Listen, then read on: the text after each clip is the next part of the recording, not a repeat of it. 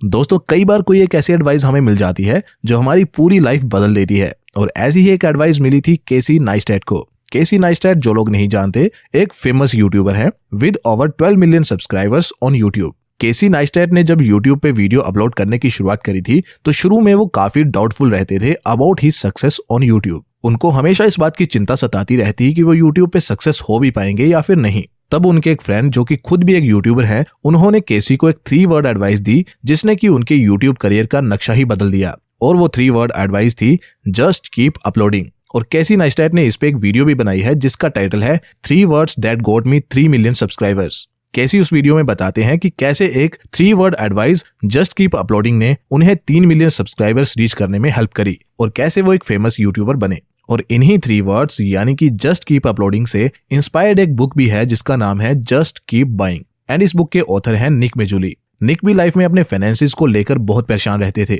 वो फाइनेंस के फील्ड में कुछ बड़ा करना चाहते थे, लेकिन ना तो उनको खुद फाइनेंस के बारे में कुछ नॉलेज था और ना ही उनका फैमिली बैकग्राउंड ऐसा था। इनफैक्ट उनके ग्रैंडफादर ने गैम्बलिंग में इंडल्ज होके अपनी लाइफ बर्बाद कर ली थी और उनके पेरेंट्स कॉलेज ड्रॉप आउट थे। तो ऐसे में उनको कौन सिखाता फाइनेंस के बारे में।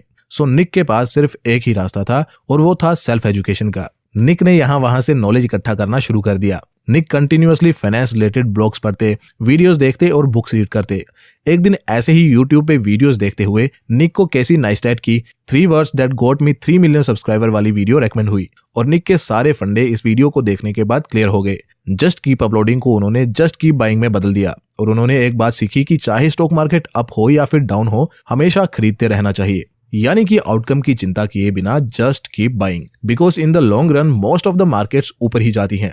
अगर यूएस मार्केट की ही बात की जाए तो पिछले 100 सालों में यूएस की इकोनॉमी ने 2 वर्ल्ड वॉर्स देखी हैं, ग्रेट डिप्रेशन फेस किया है, 2008 का ग्रेट फाइनेंशियल क्राइसिस देखा है और ऐसे ही अनगिनत इवेंट्स यूएस इकोनॉमी ने देखे हैं। स्टिल यूएस मार्केट्स इन 100 सालों में 1,60,000% से इंक्रीज करी है और ऐसा हर एक मार्केट के साथ है एक्सेप्ट सम एक्सेप्शंस। सभी मार्केट्स ऊपर ही जाती हैं नो मैटर व्हाट। इसलिए जस्ट कीप बाइंग से बेटर फाइनेंशियल एडवाइस आपके लिए और कोई नहीं हो सकती, ऐसा ऑथर निक मेजुली का कहना है।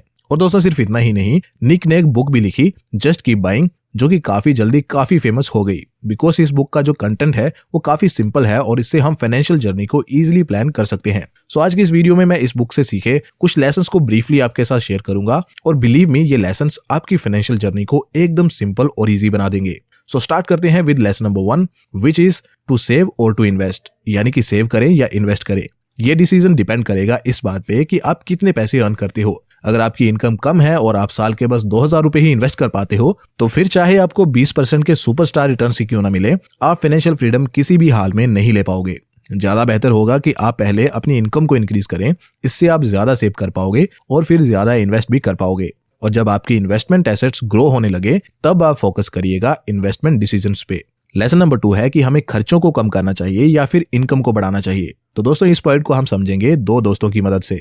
लेट्स से ये 2 दोस्त हैं, रोहन और नीतीश। दोनों फाइनेंशियली फ्री होना चाहते हैं और दोनों इसके लिए काफी हार्ड वर्क और सैक्रिफाइसेस कर रहे हैं। एक तरफ रोहन अपनी सेविंग्स को इंक्रीज करने के लिए एक्सपेंसेस को कट कर रहा है। वो अपनी फेवरेट कॉफी जो वो डेली पीता था और जिसे पीना वो बहुत एंजॉय करता था, उसे उसने छोड़ने का डिसीजन लिया है ताकि वो थोड़ा एक्स्ट्रा कैश सेव कर सके। ऐसे ही और खर्चों को भी उसने कम किया।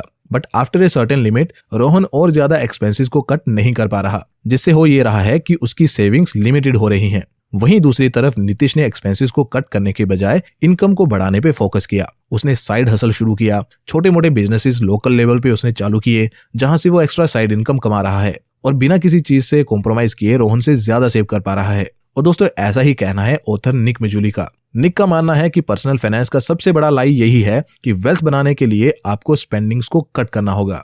आगे वो कहते हैं कि श्योरली आपको अपने एक्सपेंसेस को ट्रैक करना चाहिए, लेकिन शायद आपको अपनी एक कप ऑफ कॉफी को डिच करने की जरूरत नहीं है।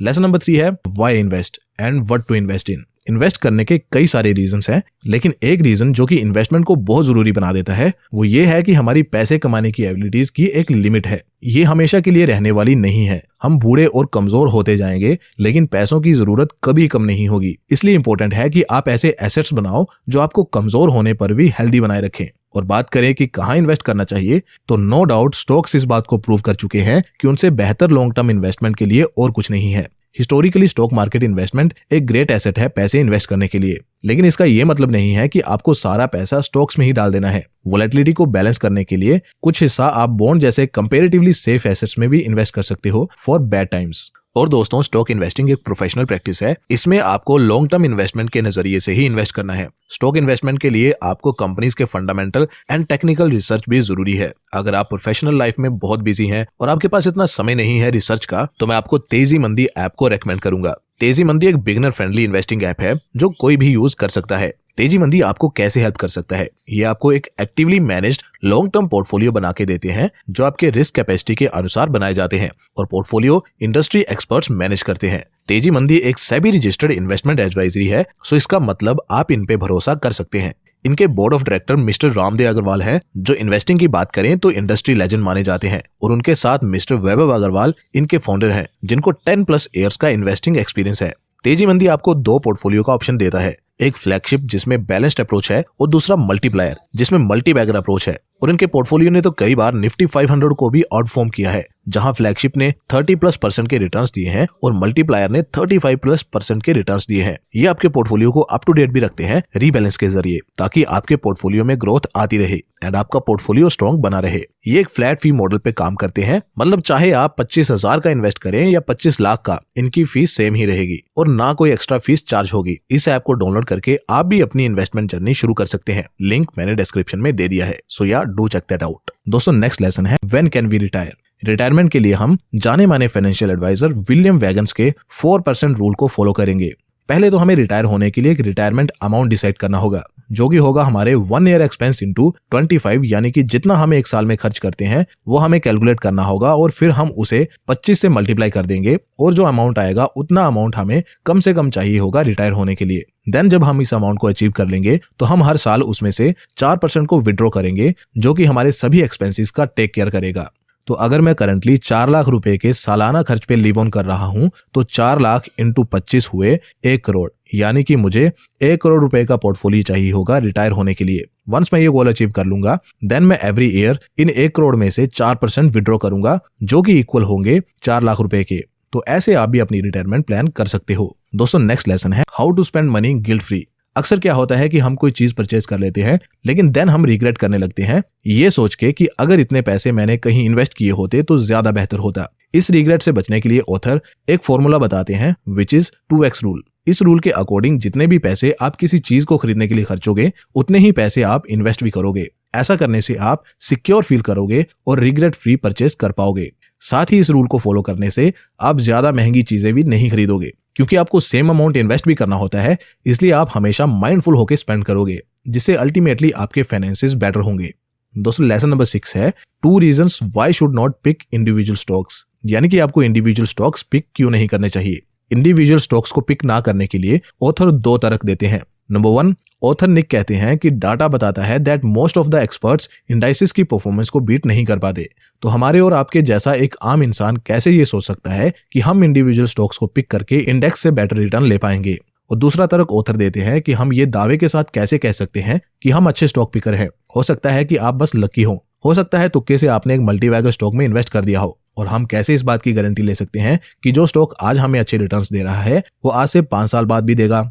ऑथर कहते हैं कि आम इन्वेस्टर्स जिसे अपना स्किल समझ बैठते हैं, वो असल में उनका लक होता है, इसलिए ये स्ट्रेटजी रिस्की हो जाती है, यानी कि इंडिविजुअल स्टॉक्स पिक करने वाली स्ट्रेटजी। इसका सिंपल और प्रैक्टिकल ऑल्टरनेटिव ये है कि हम इंडेक्स फंड्स या फिर ETFs में चुपचाप से पैसे इन्वेस्ट कर दें।